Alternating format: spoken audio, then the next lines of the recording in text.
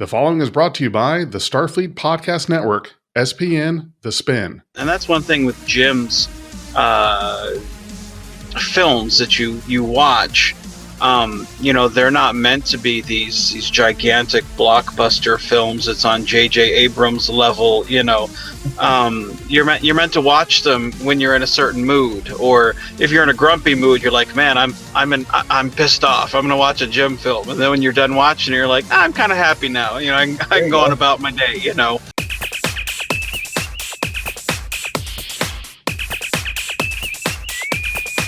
Red alert. Hey everyone, it's Big J, and in just a moment, I'll be presenting you with Commodore Boone Returns from Commodore Productions. Afterwards, please join our Critical-not-Cynical review for our discussions and reactions to the film. Without further ado, here's Commodore Boone Returns. I tell you, being in jail really sucks.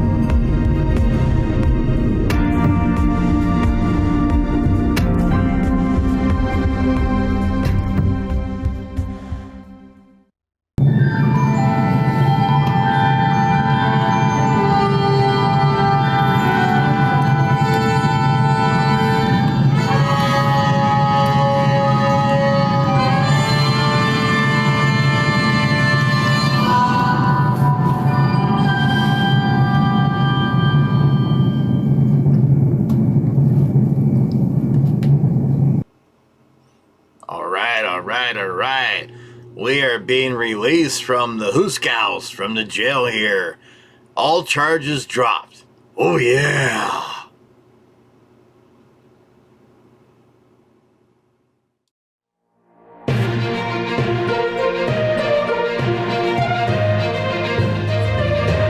Welcome to Galaxy News. Your reporter will be with you shortly.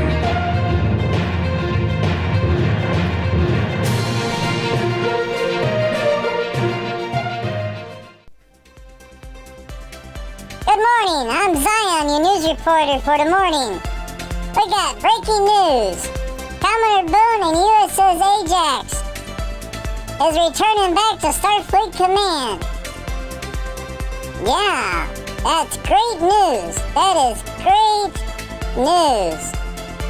Commodore Boone was accused of crimes that he did not commit, has been cleared of all charges.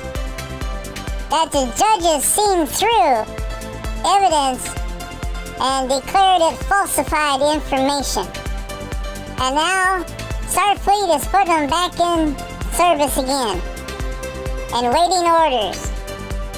When we get more information on this story, we will bring it to you as soon as possible.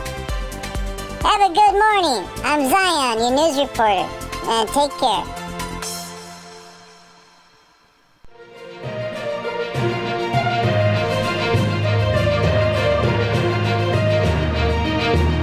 Thank you for viewing Galaxy News.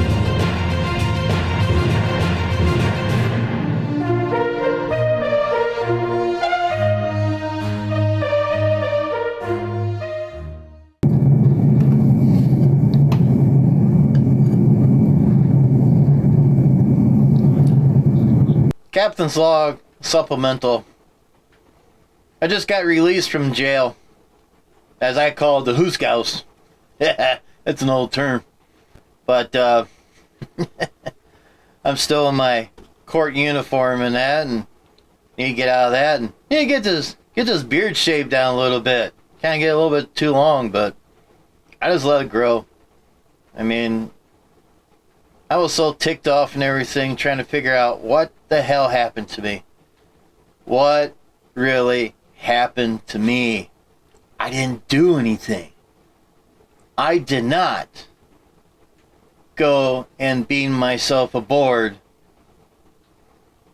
Captain Ross' ship and do things that they said that I did and took their crew and reassigned them. I don't have that authority. Only an admiral has that authority to do that. I'm not an admiral. I'm a commodore. There's no way in hell I have that authority. But if an admiral told me that I have that authority, then that's a different story. But I didn't have any authority at all. None whatsoever. And that's what I told the courts and everything, and the judges, lawyers and all that stuff. Nothing. I didn't do any of that stuff that they said that I did. And I requested a Vulcan to do a mind probe on me, and they didn't find a damn bit of any evidence, but for what I've been telling was the truth. I did not do it at all. Wasn't me. But I kept thinking when I was in jail that I was in my quarters, and I was sweeping down, and I seen a flash of light. Next thing I know, I'm in sick bay. And they got me strapped down. I'm like, why am I strapped down? Well, you beamed over to the USS Crytek and you harmed the crew. What? I didn't do any of that stuff. But we went through all the proceedings and everything and found out that I didn't do jack shit what they said I did. None at all. None at all. So hopefully I can get my life back together again. Kind of lost some precious time, but oh well. We'll just have to shrug this off, I guess, and put my life back in order again. But I do need to contact Captain Shepard. He was in command of this ship for a short time. That's probably why this room here looks pretty darn clean. It looks great. Yeah, looks pretty darn good. So,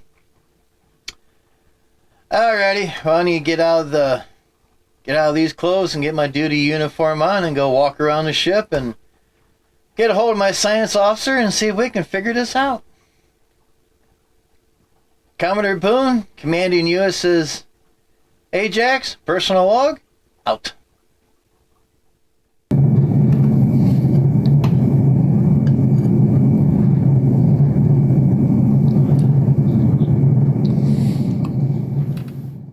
Unbelievable.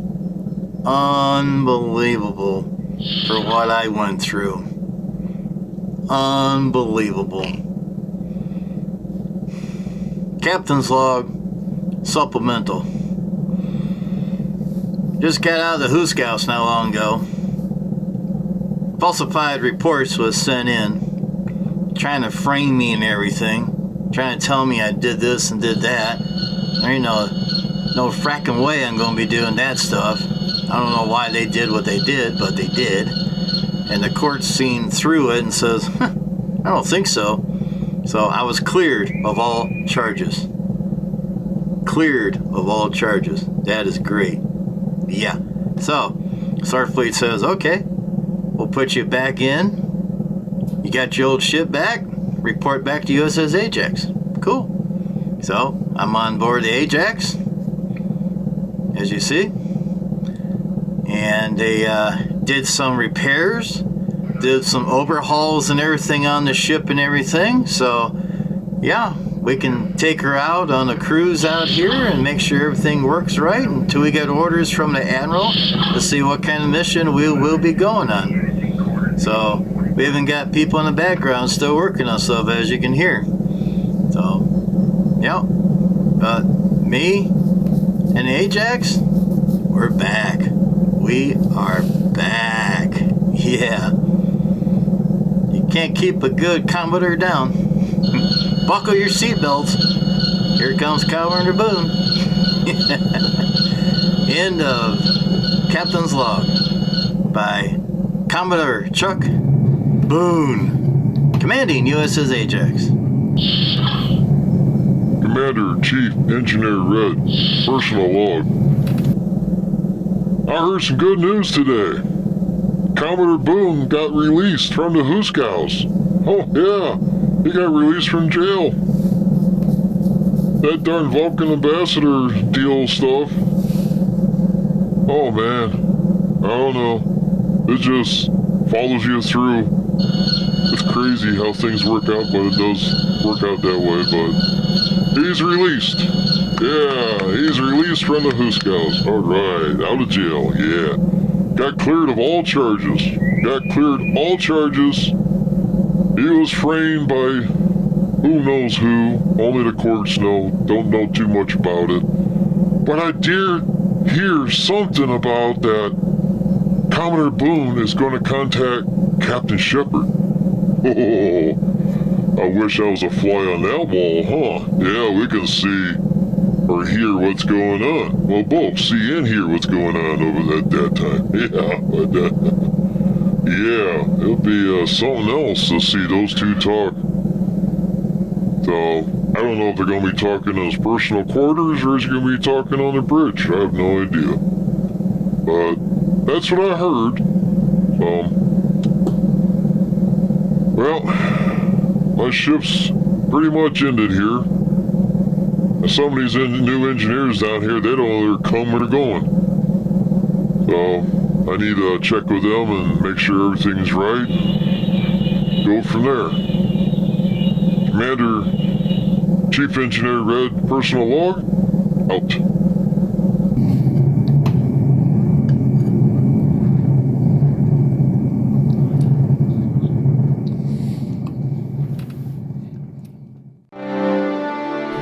Captain's Log Supplemental. Had some great news today. Commodore Boone has been cleared of all charges.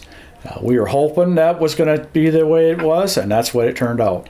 So now he is going to be going back to command the USS Ajax, which is now in dry dock, which is a new dry dock, and it's getting some general maintenance done and a few upgrades. But I'm looking forward to seeing the Ajax back out in the fleet, and I'm looking forward to seeing this new dry dock. Captain Mark, commanding the USS Crytek, out.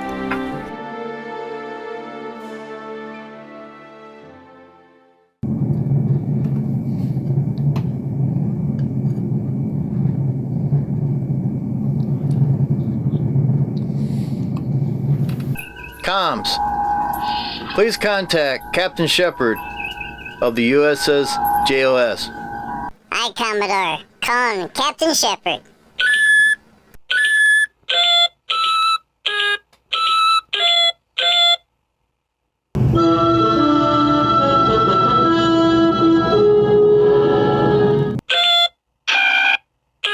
Captain, picking up communications from Commodore Boone.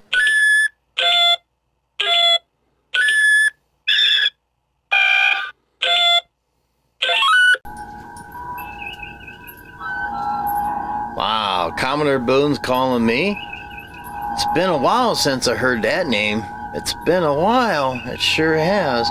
Maybe he's contacted me to thank me for cleaning up his quarters. That's pretty messy. I don't like a dirty quarters. I like a clean one very well. Yeah, okay, well, put Commodore Boone on the main screen, please. Thank you.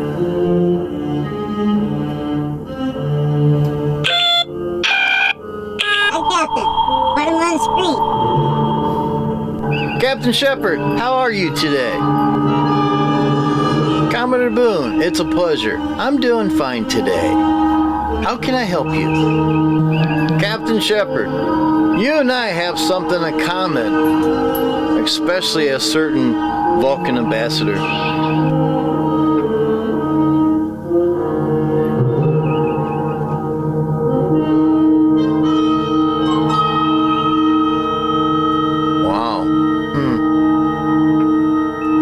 Interesting.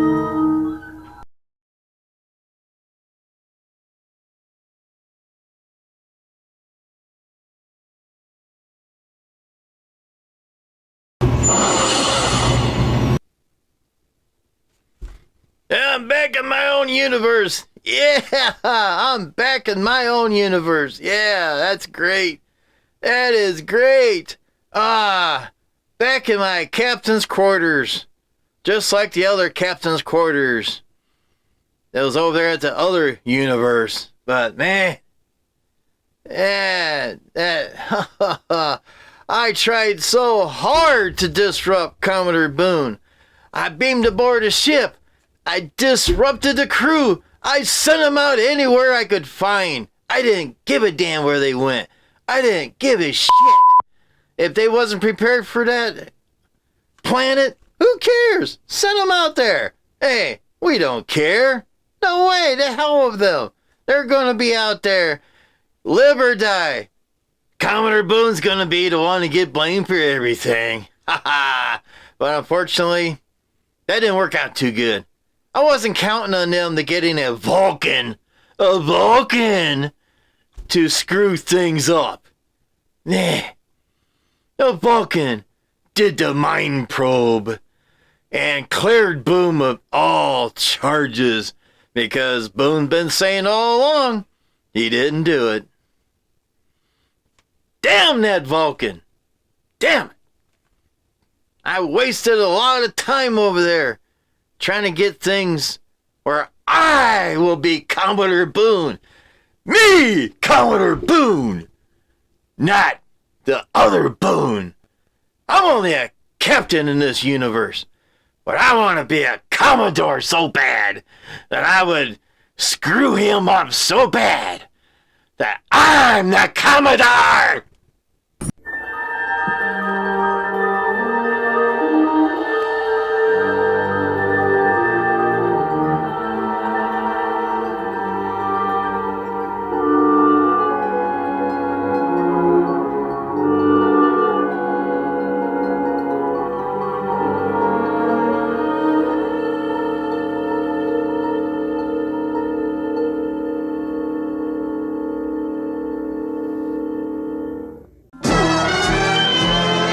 Welcome back to Critical Not Cynical. This is Big J. I am here with several guests. We've also got V-Man, we've got Jim Williams, Matt Arnold, and so you're Mark's Misfit World. I like that, Mark. We were talking about the film you just watched or listened to. It's from Commodore Productions, Commodore Boone and USS Ajax Return. So thank you guys for sitting down and joining us tonight to talk about the film. Why don't you, I want to go around real quick and let each of you introduce yourselves, tell us a little bit about you and what you do with the fan films and with Commodore Productions. And Jim, why don't we go ahead and start with you? Well, I'm Jim Williams. I'm the creator of Commodore Productions along with Matt Arnold and Jeff Barnes. Jeff Barnes hasn't made it in yet. I guess he was getting something to eat. I'm the director, producer, editor, all that wrapped in one. And I've been doing pretty good, I guess, because numbers are rolling up. So, yeah. Yeah, that's awesome. Your YouTube channel is over 5,000 subscribers now. Almost 6. Almost 6. Whoa. Okay. We're only numbers away from 6,000. Wow. That is awesome. I really need to try to make it on another one of your live streams. It's just been so stupid busy. I just, yeah, there are times where I just feel like, have you ever been so busy that you wonder, okay, what did I actually accomplish today? I did a lot of little things, but did any of it add up? I cut grass all day long, and right now I have a hard time doing anything of the fan film because I'm busy cutting grass right now. Yeah, it's the grass cutting season. Oh. Matt, why don't you go next?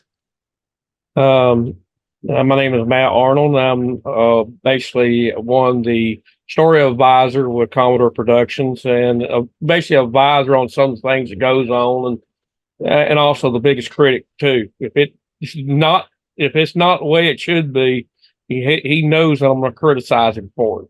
Yeah, big time. And I was a big part of No Budget Productions with the one of the fan films we've done with Cody Dillon, and I helped Jim get it. He got in. I told Jim about it, and he got into it, and then everything went from there. And I've been a big part of it. Right, excellent. Right on. Mark, how about you? Mark Mather is my name, but I'm more of a production support guy. I help Jim on the back end of stuff that nobody sees. With the I helped learn how to edit, and That was fun. he when we first started, he didn't. He did a little bit of editing, but he couldn't edit the way he wanted to, so he was having a lot of people help him. And it just took a little bit of time. And I think it was about 3 years ago, wasn't it, Jim? Something like that, or 2 years ago? It's we're on our second season right now. Okay, so 2 years ago. And then we kind of worked together, and I just helping him along to learn at his pace, because we all learn at different paces. And we just become really good friends over that. And then I learned the Blender program and design the ships for Jim too, and it's just like production support, I guess. And it's been a lot of fun over the past couple of years, and it's we've developed quite a small group of friends here, I guess, now from doing all this, which is worth more than anything else. And then telling Jim to be himself, and the people will find him, and they have found him. Well, that's the thing about fan films. When you have you start off small with what you can do, and then you reach out to those that are like, well, hey, I can add music to this. Mm-hmm. Let me help you here. And then you find someone who can do, maybe their thing is models on a green screen, and they're doing this, and then someone else can do CGI. They can add, explosions or planets or whatever, and they can add that element, and you slowly build. And that's one thing with Jim's films that you watch. They're not meant to be these gigantic blockbuster films. It's on J.J. Abrams level. You're meant to watch them when you're in a certain mood, or if you're in a grumpy mood, you're like, man, I'm pissed off. I'm gonna watch a Jim film, and then when you're done watching, you're like, I'm kind of happy now. I can go on about my day. They are kind of feel good films. And that's when you're making them with your friends. That's what you're supposed to do. You're supposed to, if you can't make a film with your friends, why are you making a film? Exactly. What's the point? Absolutely. Right. And the thing that I think is really unique about Jim's films is playing multiple characters. Now, to me, I think that has to be difficult in any medium. It is. Because you want to play distinct characters, and you do that in multiple films. So not only do you have to maintain character one is this character that's consistent throughout multiple films, character two, character three, etc. Different outfits, different voice effects or whatnot. So why torture yourself with that, with playing all these different characters? Well, you can't find anybody else to jump in to help. I mean, you're on board now, and I got Sci-Fi Nation. Jay, he jumped on board. He's a Vulcan, and he did a damn good job the first time around. I mean, first time recording, he did a great job. And and I hope he keeps up this good work, because he's great at it. Yeah. So is it really? And any of you guys could answer this. Is it really difficult to find someone that will participate in a fan film? No, a lot of people will not watch a video and write their own script. Basically, at Commodore Productions here, we don't do scripts. I done a few scripts myself on the characters I have done, but mostly I feel it's a lot better if you watch a video, come up with your own words, write your own little script, whatever, record it, send it in. I think it's a lot better because it's your own words. So it's basically like improv in a Star Trek film.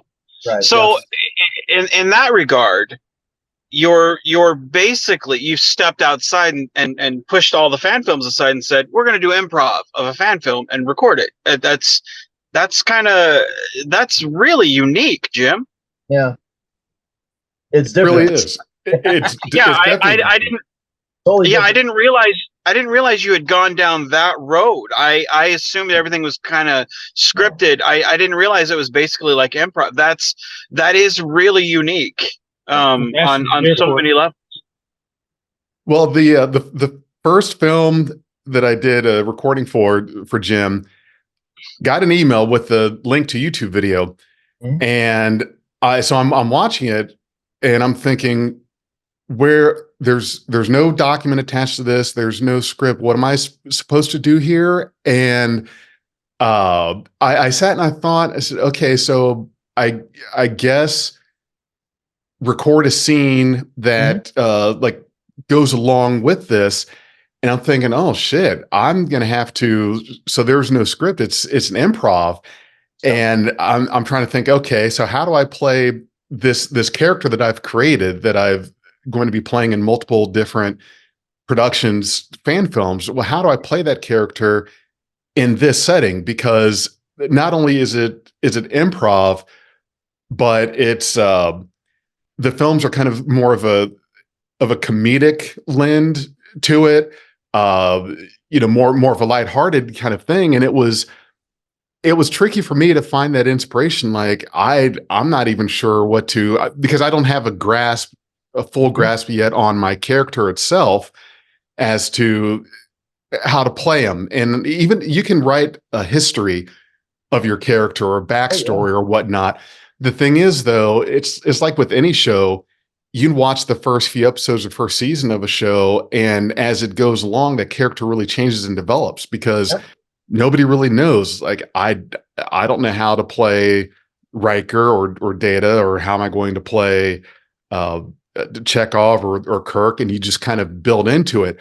So, and this thought hit me one day, is that, I should play this in these films, in this role, kind of like with a Leslie Nielsen flavor to it, like kind of look at it like that.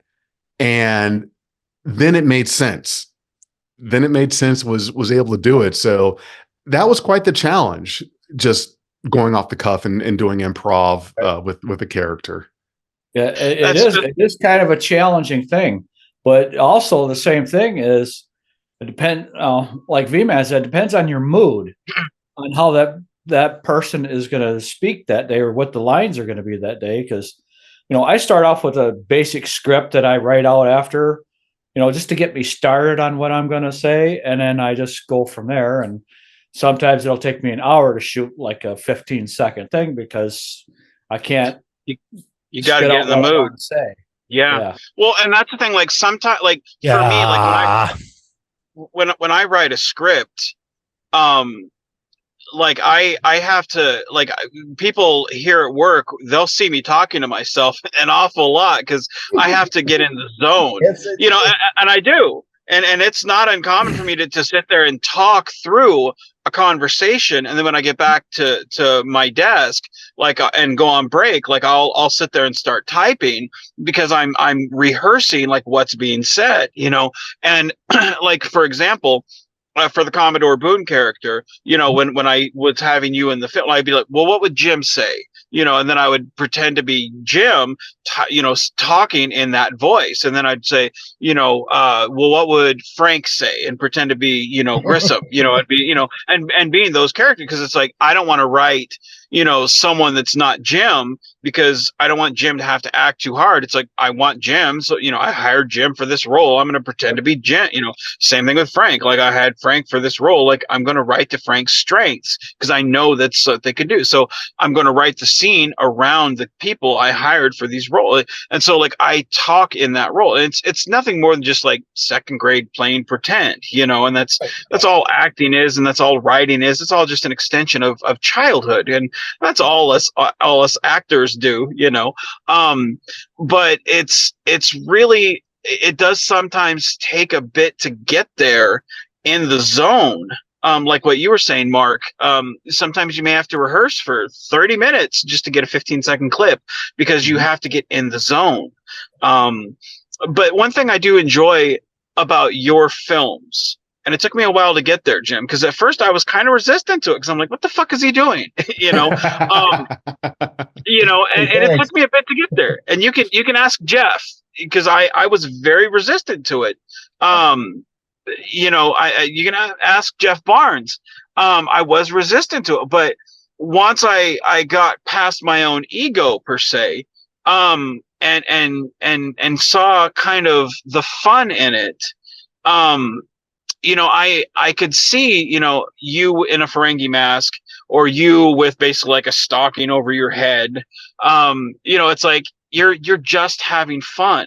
Yep. And let me ask you, is it freeing to be able to just look at anything and go, oh, I can make that a character? Because I know for me, when I bought alien masks, I like the gray alien mask, and then it was, I think one was like an ood, and then like I've got like 4 or 5 alien masks that I use when I'm different aliens and Starfleet uniforms, and it was very freeing to be able to just be background characters in my films without having to go out and hire someone to do it. Is it the same way when you're playing different characters, just by putting on a stocking over your head, or your Ferengi mask, or you as Spork, I think it is what you call him, your different characters? Is that kind of freeing to be able to turn whatever you have at your disposal into a new character? Is that freeing? Hey, Jeff. Yeah, it's free to me. I enjoy doing the other characters because I can be that character. I mean, I get, as soon as I get dressed up, put the mask on, whatever, and I look at that camera and things just start rolling. I'm that character, and I do enjoy that. I wish I could find other people to do the other characters for me, but that's kind of hard to find anybody. But it's a ski mask on the one that's got the Xenia on it. Yeah, I got 2 of those. But I do think, though, like as much as you've opened up to having other people like Big J here, yeah, I do think that kind of sets you apart, especially knowing that you're doing improv. Like I do think that, like that really is kind of eye-opening. Just because, again, that is kind of that takes a lot of guts. I mean, it takes a lot of guts to make a fan film anyway, but to just go out there and go fucking winging it. There's no like hardcore editor to do jump cuts or do a cut from here to this angle to then to this angle to then to this angle. Like, I'm just going to fucking wing it. Like, even if it's a 5-minute me blabbering on to you, like I'm winging it, man. Like that's a lot of guts, man. I think it would be more accurate to be like a Star Trek fan improvisation or improvisation. Fuck, what's that word? Like, someone help me out here. Yeah. I think that would be more accurate, and I think that would be giving you more credit than just a fan film, because that really takes a lot more skill than a fan film. You know, like, yeah, you guys, it gives you a lot more credit than just fan film. You know, so what it also gives you, it gives you something, your character, whatever character you're playing. It basically gives you the opportunity to create that character and part of that storyline. And let's say for like whatever film that Jim does with, like, say Boone or one of them, say if I come in there, whatever he does, and I'll watch the video, and then I put myself in that position. Okay, what would George Dillon do for this situation? Yeah, I played the character with Cody Dillon, which is this is the great grandfather of Cody. So I basically about the same way Cody was in his demeanor and stuff, and basically I just play him myself basically. But it gives you the opportunity to create that character to the story, and it allows you to do it in your own way instead of following a script and looking at what somebody else created. But it's still enjoyable either way, doing it with a script or not with a script. You just create your own along with it, and it makes the character more interesting. It sure does. Thanks for joining us, Jeff. Just wanted to let you guys know we've got another joinee here, Jeff Barnes. Thank you for coming on with us as well. Do you want to give us a quick introduction so the audience can hear who you are? Oh man, Jeff, what's up, Jeff? How we doing, man? Okay, so you I should. don't know if I'm backstage or on screen. If I'm being Oh recorded, yeah, or you're not, on but, screen. We're recording. okay. Yep. Awesome. Okay, so my background base with Commodore Productions. Excuse me. We go back about 2.5 years. Working on very simple stories, going into more complex stuff. And then we just got to a point where, okay, so Jim has learned video editing to a level that is acceptable to a certain standard. He can basically hold 90% of the work for himself. And now it's like we just got to create some compelling stories that we can get out there. And with recent developments with some of his films that are getting tons and tons of views, I think he's on the right track. I'm happy to provide my insight and opinions on the matter. And I think it's great. So Vance, it's great to see you. Happy to be here. Happy to join in. So yeah. And Not to mention your musical talent. You are an Yes. awesome musician, man. Like you, top notch, man. One of the best out there. If anybody needs music, you go to that guy. He is phenomenal. Phenomenal. I got you. Especially in the wintertime. I got you. I got the most time. Yeah, Jeff is the best. He is real good with a piano. He's a good creator with music. He may be good with a piano, but I play the guitar and the mandolin, and me and him have done some music together on stream and stuff like that. Had a lot of fun doing it. Oh yeah, it's always good fun. Music's always great. how do you do the improv for as long as you do, Jim? Do you have things scripted, or are you really able to improv each character as long as you do? Because I can tell you from my experience, before you hit that record button, you think to yourself, oh yeah, I can improv like that. He improv a character for 5 minutes of dialogue. That's easy. But then once you start doing it, you realize very quickly, oh shit, I cannot improv this character for this long because I'm already running out of things to say. And you sort of panic and say, oh, yep, that's good. I did a 10-second 2-sentence thing, and that was all I could come up with. So what is your secret there? Are you really that good at improv, or have you really scripted out all of this? Well, I must be good at it because, like I said, once I put the uniform on and put the mask on, I turn into that character. It's like the trader, the Ferengi trader. I put myself in his shoes. The Ferengi.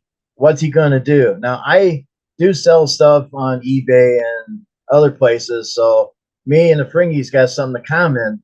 We try to sell stuff. So how are we going to be able to sell this stuff to make any gold press platinum? But yeah, I just put myself in the character. I look at the camera and I just let it go. And I get done. I watch it back again. If it looks good, I keep it. I show it to Matt, show it to Jeff, and they're like, it'll work. Pretty much. Good. It's a hell of a talent. Yeah. And one thing, whenever he does create something, a lot of the stories that you see in are come out of real life. Yeah. For what's going on, like his ship, for example, the thruster pack. Yeah. In reality, his truck broke down with the transmission. Really? And Okay. yes, that was part. He created a Star Trek fan film out of that, and went from there with it, and add a little bit to it, kind of change things. Instead of thruster pack, and Star Trek was a thruster pack instead of a transmission in his truck. It was just totally in like a Star Trek universe. What it could be, and that's how it got started on the repair. Mm-hmm. Okay. Well, I will have to say one of the fun elements,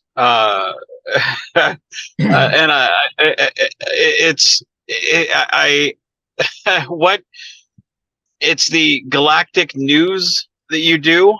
That was great. That was the first funny. one. I like that. That character, it's so off-putting. Because you're like, I don't want to like this, and I hate how much that I do, but god damn it, it's so funny. Because you're like, And Red is funny. it is. It's charming. It really is. Did you the Galactic News? Have you figured out the lines and the references in that? There's references. No. The characters are modeled after someone. The news commentator Doinkin. Listen to it. That's Rosanna Dana. And how Rosanna Dana went off on this little tangent, and it was completely 100% wrong. That's Doinkin. Is Rosanna Dana. Well, who is that? I'm not familiar with that name. Saturday Night Live. Oh, Radner. The character played by okay. Was it Radner? What was her first name again? Gilda Radner. Gilda Radner. Okay, that was that character. Gotcha. Now, and when there's a sale in there, and contact is BR549. Yeah, look up Hee That's Haw. what he said. Look up Hee Haw. That's where that is. That came from Hee Haw. Yeah. Yeah, every time, like, I get a thrill, like, every time that Galactic News thing comes up, like, I always, like, when I watch a Jim film, I can just let it be background, I can listen to it, and that's the charming thing about a Jim film, is like, I can just let it be in the background while I'm doing my paperwork. I don't really got to watch it. It's, because it's just somebody, and it's like a Vance film. It's a comm box, it's like, you can listen to a Vance film. You don't have to watch it because nothing much happens. It's just somebody sitting in front of a screen. And that's like, I relate to it, but when that Galactic News shit comes up and I hear the fucking dun, da, da, da, da, I'm like, fuck my work. I don't care if my boss calls me into a meeting. I'm like, fuck this. I gotta go. I love it. I love it. I think we need like little action figures of that guy, like little plush dolls. Like I would so put that in a film. In fact, if we make one, I'll put that in Constar the motion picture for little Eobard to carry around. That would be fucking awesome. Because I would like to think like 200 years later, like that news guy is still around. Like he doesn't age. He's still there. Like he's just a legend in the field. Like a space age Walter Cronkite. There's going to be more coming to it, but since we're in the lawn care season, it's tough to get anything out right now. Right, and, right. We've been working on stupid stuff for a while here. That's it, but there's going to be more of it coming out, and there is more characters coming with the news commentators and news anchors, and there's more coming to it. So that awesome. Is hilarious. Good, yes, and that's something that you really don't see in Star Trek. If there's one thing that we've maybe seen in Star Trek a couple times is any kind of news outlet coverage or news show. Now they had the guys, the camera guys in Generations for the launch of the Enterprise B. There was that. I remember there were some other instances, but so few that I can't say I could pull it out of memory. I can kind of picture it. I believe DS9 had something that was like news, Federation news related. Yeah. Jake Sisko is like working for the news thing. He was sending off during the Dominion War, and they were like, you don't really think this is getting to anyone, do you? Yeah, so there's a mention, but nothing really, no intimate talk of it, Right. No one's sitting at an anchor desk actually going through and doing that stuff. I personally, I'd love, this is just my own personal, I would love for there to be like a spinoff of just that show. Like I would tune in I would share the shit out of that because it is such a great moment. Like every time it pops up in your guys' films, like I said, it's a highlight for me. I sit up and pay attention to that. Like I cast off all my work when nothing gets done for that hour. Whenever that's your favorite skit. It is. I love those. Like every time I see it, I'm like, oh, I hear that voice, and I'm like, I love the voice. Is that just you, Jim, on changing your voice distortion, or is that someone doing that for you, or what? How is that? Because I love it. It's my voice. I use a sound box over here. That is a baby's voice. That's a baby's voice, and I figure all the green little aliens need The a lower newscaster. pitch sound, just like Jeff's doing right now. And I, But I do give a lot of credit to Mark because he came up with the news idea. I came up with the intro and outro idea. yes, which I like. I So like we that. both worked at that as well. And we do get on private chats, try to, and throw ideas out on what we can make down the road or improve the fan film. I mean, we all try to get together, but of course, lately everybody's been busy doing their own thing. It's just, Right. Real life comes up. Yeah. exactly. Yes.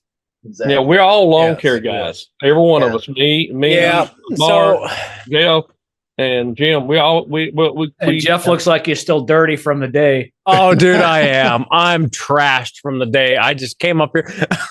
I was actually talking to Jim. I was just getting done doing maintenance, and I flew up. Yep. I flew out and did a property, and here I am up here on stage. I do want to speak a moment that, yeah, we are in the lawn care game. We work very long hours, but I tell you what, we got some wicked stories in the background. We're hoping to get put out there for the public. Some really great spin-off stories, some stories that fulfill sequences that have already been out there, which if you ask Jim, he's got some huge attention on one of the sequences that we're going to be building on in the future.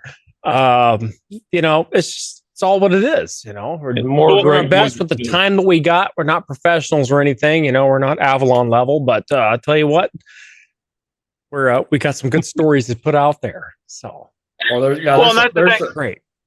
There's Well, a that's lot the thing, coming like- out that we all have the ideas of. We just the hard time, right? We've been having this since midwinter of connecting with each other because we're all life things are going on, and that's just what happens. There's nothing you can do about it. We just gotta work stuff through. But because Jeff's got, Jeff's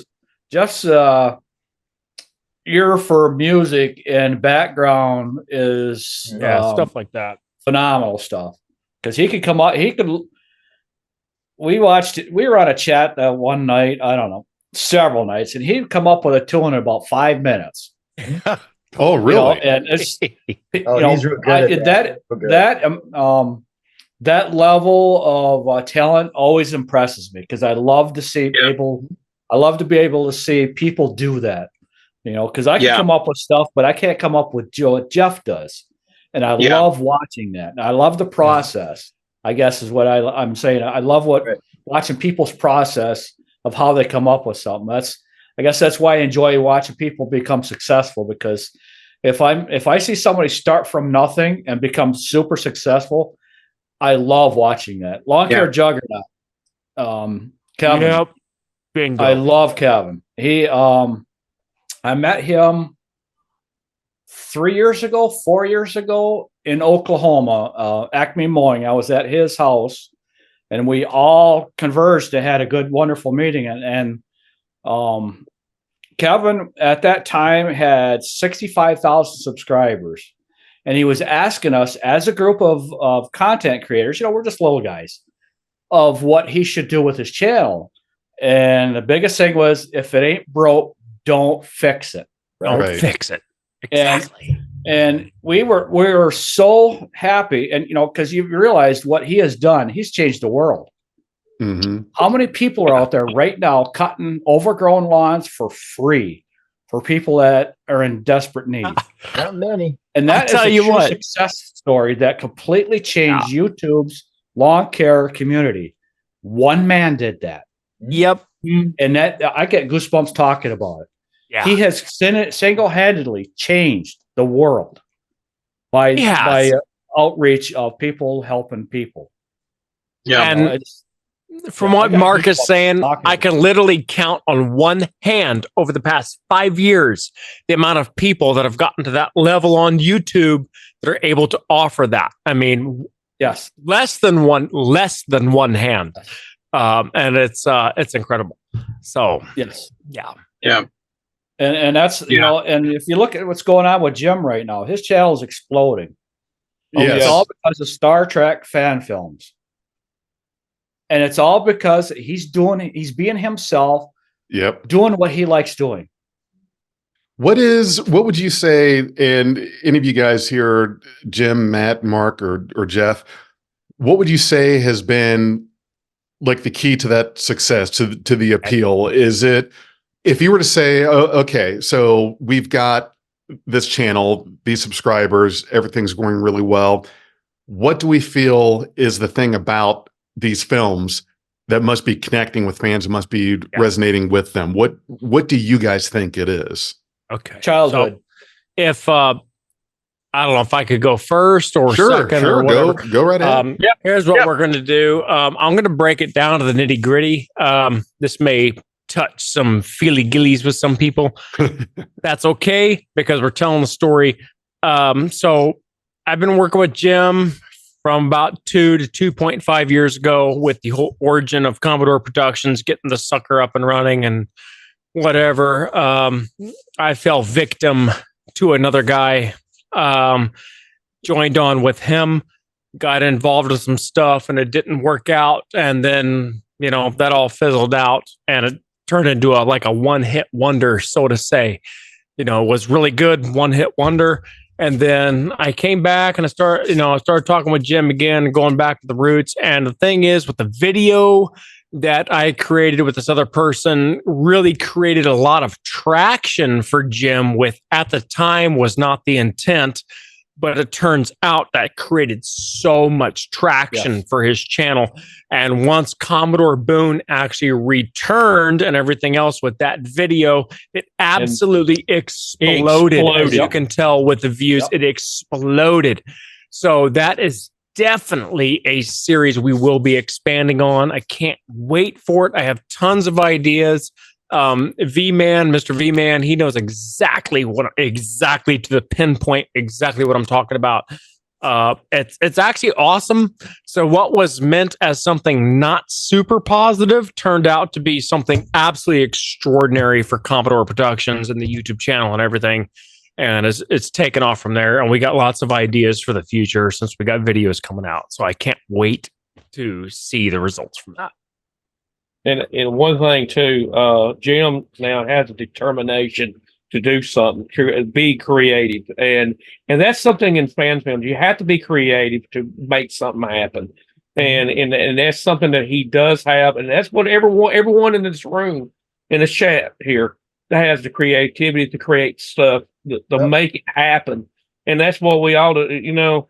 There's times I'm so busy and stubborn sometimes that Jim has to just about pull my leg and drag me across the room to make me do something. But get the phaser out in that guy. Oh yeah. But the thing about it, eventually he convinced me. I got some good friends here, and I've been knowing all these guys for a long time. And y'all like family to me, and I care dearly for y'all, and I do everything I can to help in any way. And it may take me a little longer, but I'm gonna be there. I'll be behind the scenes or whatever. Do whatever it takes to do whatever it needs to make it happen. And I want to add to what Jeff said there, because of the first one, the original video that Jeff helped produce there, and then the Commodore Boone Returns. The fans are looking for that series of videos to go on. So you have to continue on with what the fans want to see. Right. And the fans will tell you exactly what they want to see. Exactly. Boom. You have to just listen to them. Yes, and the improv works. The improv works great. It's a lot of fun. But you can also join the improv into the other ones and still have the same things going on. It just, it all goes back to Lawn Care Juggernaut. If I can punch in for he found a niche that works, and he stuck with it and stayed with it. And you have to do that. And if you don't want to do that anymore, and you don't want to have, if you want a channel to not go that way, that's fine. But also you got a fan base now that you got to kind of, they like, certain people like certain things. With it. And it just, YouTube's finicky though, because next week it'll change. YouTube is extremely finicky. That's the one thing that's I always tell people when they're up and coming YouTube channels. I'm like, don't pay attention to subscribers or likes or views. Like if you have good comments, you know, if you're in touch with your base, or like you guys have good live streams, like they're very active on your live streams, I've noticed. That's what's important. For someone like me, because I know YouTube, they go through algorithms where you can put out content all the time and nobody will fucking watch. Right. And then I've gone through, I mean, you guys have seen me when I went through a spat where I didn't post anything for, I think, close to 8 months. And I had subscribers, I think it was almost like 100 every month. And I'm like, why I'm not fucking posting shit? You know, so for me, I think it's, if you're in touch with your base, which you guys are with your live streams, because it's very chatty in there, you know, as long as you're in touch with your base, I think you're doing something right, you know. And a lot of people, like, that's where they start to just tune out, where they make it about themselves instead of making about what's a good experience for the people. Right. You know. And that's the thing that I like about Jim's videos, is when he first started up, Jeff can tell you, I talked a lot of shit on Jim because I'm sitting there going, what the fuck is he doing? This is stupid, you know. But I watch them now and I'm like, I enjoy this because I get it, because it's like he's just a guy having fun. Yeah. And I get it, you know. I It's can something tell that you you this. watch. And what's that now? I can tell you this: Jim's come a long ways from the first video he's done. He has really, really came a long ways in filming the video, doing everything, editing, and with help with Mark and Jeff with the music and all that, and a little bit with everybody behind the scenes helping along with it. It has definitely came to where it's at. Even with the story with Commodore Boone returning, it started off, and with the way Dim done it, that's a good like the character from the alternate universe. Okay, this character is the one it went come into their reality from an alternate reality. All right, he's the one wreaked havoc on Commodore Boone in the Prime universe. Okay, he's the one that locked Roth up and caused a total havoc in with the ships and Federation and all that stuff. And A bunch of guess who? chaos. Commodore Boone. This one's going to get the blame for it. But if it wasn't for a Vulcan finding out that what really happened, this is a spoiler alert. Yep. I'm going to give a little bit away. A Vulcan is the one that solved the mystery of what really happened. That's what cleared Commodore Boone of this timeline, this reality, from what the other one did. That's just a spoiler alert. What's going to happen later on? But there's more coming to watch. For me, Oh yeah, there's more coming. I do have Boone and Shepard talks coming up down the road, talking about the Vulcan ambassador that started the whole thing when the very first video of Sorry. Nobody liked the Sorry video, even when we did the director's cut. Nobody liked the Sorry video. So about a year or so, I thought about it, and I redid the Sorry video, Sorry Remastered. And people like that one the hell out of it. the thing that I think, just to throw in my thoughts on it, is that it seems that you've found a niche, however you pronounce it. However you say it. Yeah, however you say it. In regards Put it to, out, man. yes, something that sets you apart, makes it a little different. And it's the same thing with anything you do out there. And I can tell you for sure, it's the same thing that I have experienced with podcasting with Star Trek.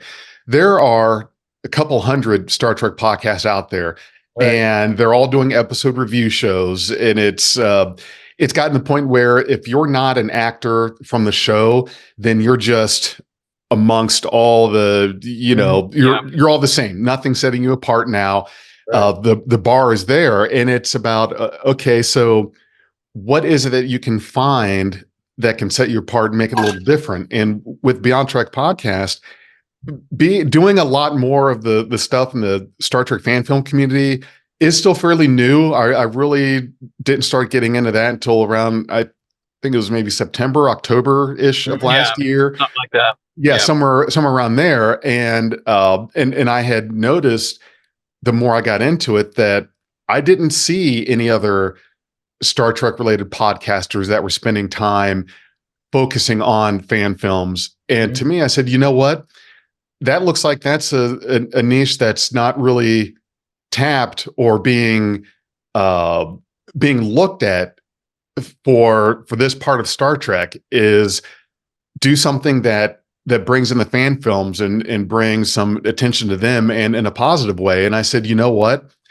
It looks like that this is something that, of the 200 plus Star Trek podcasts that are out there, I don't notice anybody else doing that.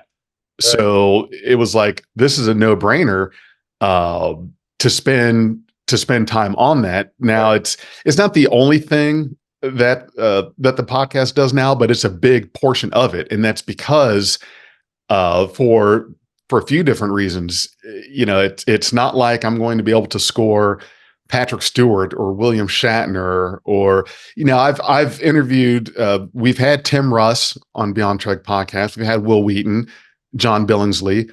So we've had those good pops where we've been able to have great talks with great people. But like I said, if you're not amongst the actors that started a Star Trek podcast, then you can kind of forget about it.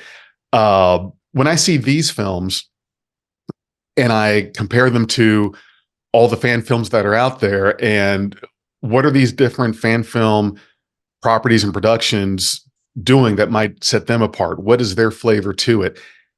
And when I see Commodore Productions, the thing that I see you guys doing that I don't see any other fan film doing is it's more of a skit show in the Star Trek world.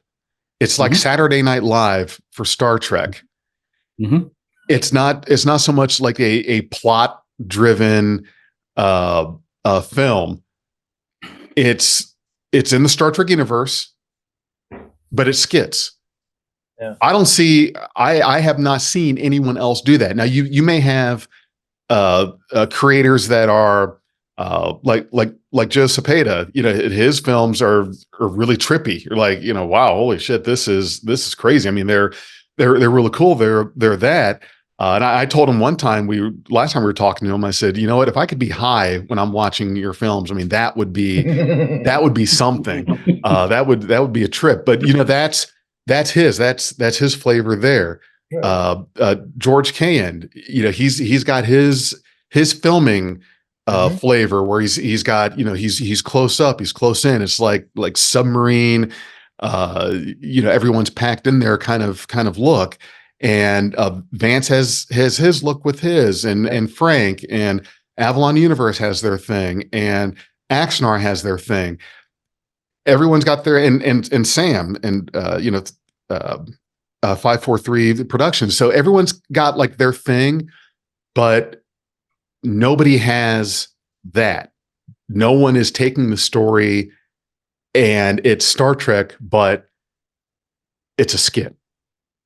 No one else is doing that. And I think was that an intentional, we know that this is missing, or was it just hey, we kind of like walked backwards right into it and lucked out, and we're the only ones doing this kind of thing. So that's going to be what these are because no one else is doing it. Right. Me, Matt, and Jeff one day sat down and we did write out a script. We wrote out an 8-page script called Encounter at the Neutral Zone. And it got rewritten by another person that joined us, which was Steve Harris, and rewritten it dozens of times. I don't know how many pages it went to, 30, 40 pages. 28 pages total. But it took about 8 months, and I'm going, why are we sitting here for 8 months writing one script? Let's try to do something different. So that's how I decided to do different characters, try to put myself in that character as I've been saying, and just let it go. That's what I've been trying to do. And also, while we're talking about Steve Harris, which is the other fan film that said bad things about Commodore Boone, with his video, and Vance made their video clearing Commodore Boone, and Vance Major gave me the keys to Commodore Boone and Ajax to keep it going. And I got to wear a beard, as he said. He's got to have a beard all the time. That's what he kept saying. I think we ought to take all three fan films and make it into one. It tells a story. That would be pretty interesting. That's a good idea. Yes, it does. It does tell a story.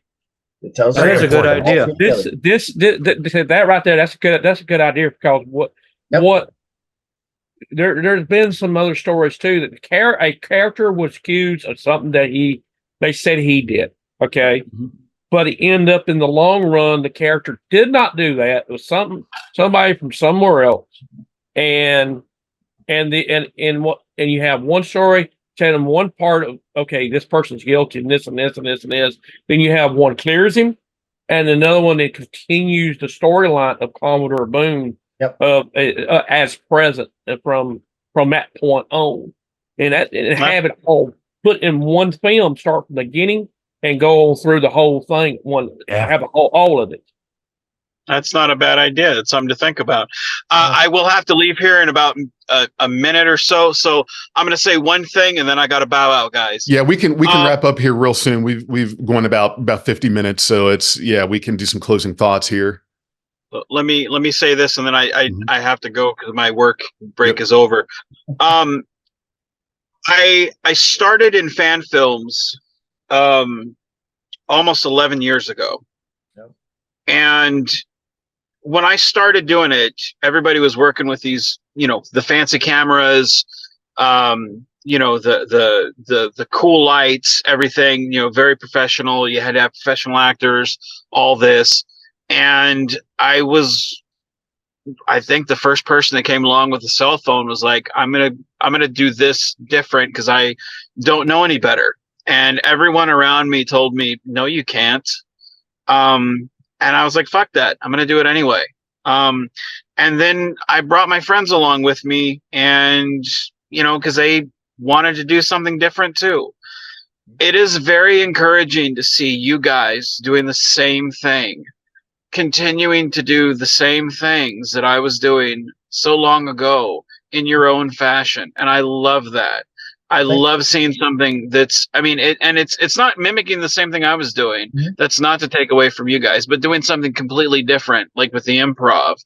I love that because I wanted to do something and say, you guys are telling me, no, I can't. I'm going to say, fuck that. Yes, I can. And that's what you guys are doing. You guys are going, I can do what I want and I'm going to go do it.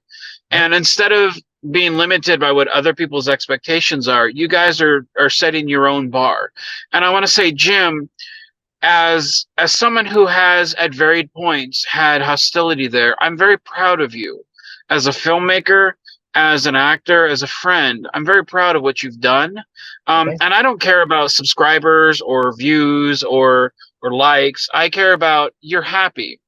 And I love that because you're doing something that you're passionate about.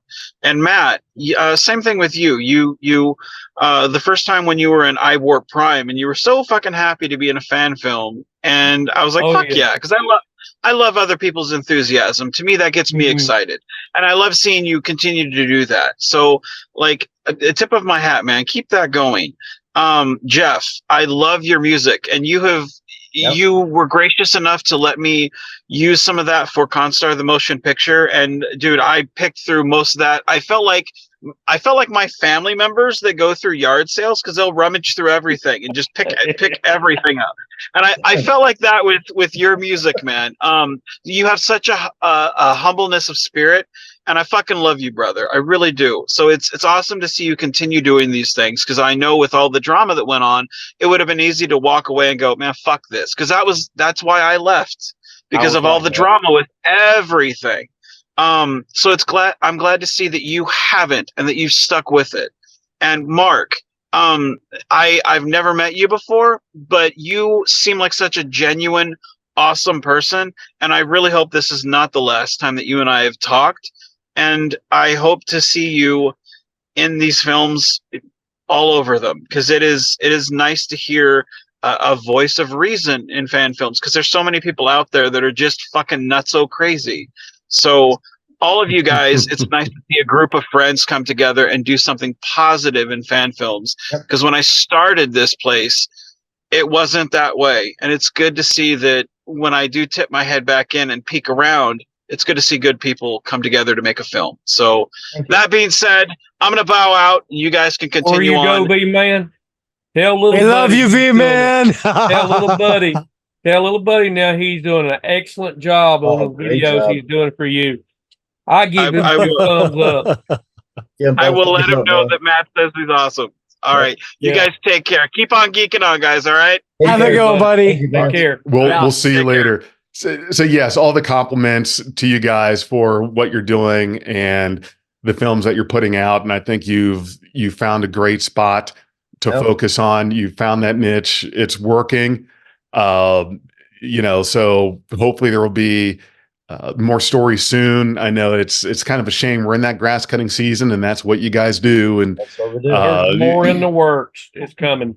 right. It's There's- coming. So that's There's that right there. Jim's waiting on me to put that on right now. oh yeah, Soon. got some lines to film. Oh yes, yes. He's patient. I'm 2 weeks overdue. Oh yeah, you got to get on that. You know this right here is a one of them microphone, one of them cameras that you do. You can use that like a scanner, like a medical scanner. Oh, that's nice. That's I like actually that. a camera. That's actually Is it really? Yes. I can hook it to my tablet and zoom in on something. Nice. I like that. It's finding stuff that's around you on your desk or in your home to use as props. Mhm. That's how it is. That's the fun part. Yeah. Make it, because they did original Star Trek. Like, Dr. Bones is an upside down salt shaker. It's like, Nope. Scanning by people's bodies. It's just the stuff that Something like they that come could up be with used like worked. that. Yeah.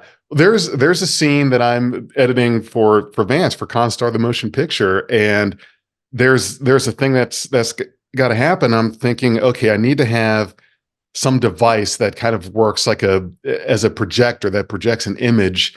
Yep. And I've been looking around as I'm walking around the house thinking, okay, something's going to jump out at me that's going to be like I need a glass cube or something. I don't have that. Maybe I've got a candle I can empty out. I don't know. But you start hunting through and you're looking at stuff all the time. Like, okay, oh, wait a minute. Here's a prop, and that's all the Star Trek properties do that. I remember several videos I watched on behind the scenes of TNG. They'd be out at hardware stores, toy stores, whatever. Yeah. There's this Everywhere. thing. Data had it. He was in the shuttle. He's on a shuttle. He's holding this thing that had like two flaps that opened up. I don't remember the name of the episode or what he was in there doing with that, but I had the toy. It was a toy, and I had it. It's just they repainted it. And I said, "Holy shit! I've got that. I've got that toy, but he's using it like it's a piece of equipment or something." Yeah. Hey, and then just like you something mentioned- like this right here could be used something like as some Anything. kind of and then, It could and be you used. just actually with you just mentioning that about things being, I just happen to think, because I'm always looking for something for Doinkin to be selling. Yep. Yeah. I just happen to think of Habitat for Humanity's got to have something in there I could sell. Right. And that's just up. That's a half mile up the street from me. So I'm going, there's my props right there. I just go in. Yeah. Go to Goodwill or Salvation Army, just browsing around. Yeah. You'll find Yeah, they're something. around us. So See, they're around in everybody's town. So that's the thing. So I'm a product photographer at heart. I shoot product videos and stuff for different companies. Now, here's the thing. Our old antique shops and everything like that are gold mines for props that we can use. And then you go into color correction, the editing and everything like that. And that's what makes them shine. But man, there is usable props everywhere. if Yes, you there is. just look. You know what I mean?